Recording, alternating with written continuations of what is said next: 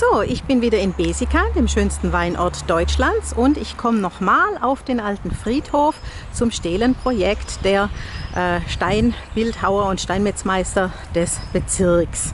Und hier die Stele Nummer 3 ist die Stele, die der Andi Schlatterer gestaltet hat, unser Besigheimer Steinmetzmeister. Der hat sich was Schönes einfallen lassen. Er hat seine Stele nämlich der Länge nach halbiert und dann versetzt gestellt und jeweils auf der Krustenseite schöne Figuren eingearbeitet und auf der anderen Seite eine passende Melodie dazu auf das Notensystem gesetzt. Der Andi macht nämlich viel Musik. Er spielt im Posaunenchor und auch bei More Than Six, einer Coverband. Und da hat er also hier Besigheimer Musiker in Szene gesetzt. Wir haben hier erstmal so den mittelalterlichen, halt hier unten, den mittelalterlichen Trommler und den Pfeifer. Immer wenn was zu verkünden war, dann kamen die ins Spiel und die Leute sind zusammengelaufen, um sich zu versammeln. Und dann haben wir hier den Hutmachermeister Karl Brose. Er hat diesen riesigen Zylinder auf. Der Schuldes von Besker war nämlich die Figur, die er als erster in einem Winzerfestumzug dargestellt hat. Und da spielt also der Karl Brose, der Hutbrose hieß er eigentlich nur, auf seiner Klarinette. Er hat normalerweise samstagabends aus seinem Fensterle im 2. Stock gespielt. Also das war so sein Nachbarschaftskonzert.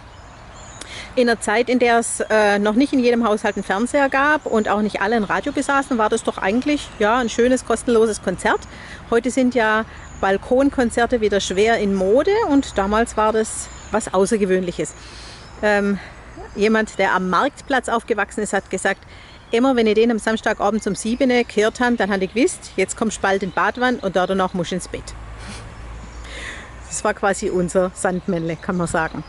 Und hier haben wir dann einmal die Stadtkapelle Besigheim, wie sie marschiert. Und auch eine passende Musik dazu gibt es hier. Und dann haben wir ganz oben noch den Karl Häusler.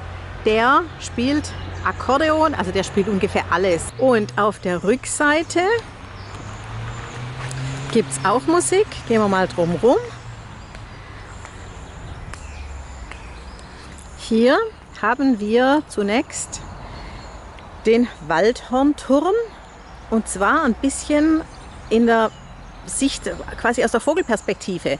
Das ist folgendermaßen: Oben weht ja die Fahne des Posaunenchors und am Winzerfest ist es hier eine sehr schöne Tradition, dass der Posaunenchor morgens um 9 Uhr den Sonntag einspielt, kann man sagen.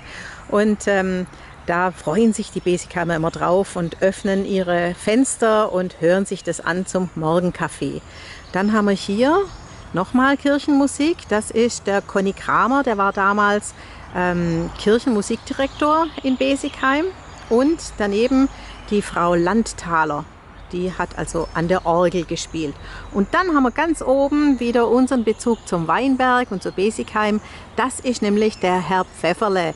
Der hat sonntags immer mit seiner Trompete die Besigheimer mit einem schönen Lied erfreut.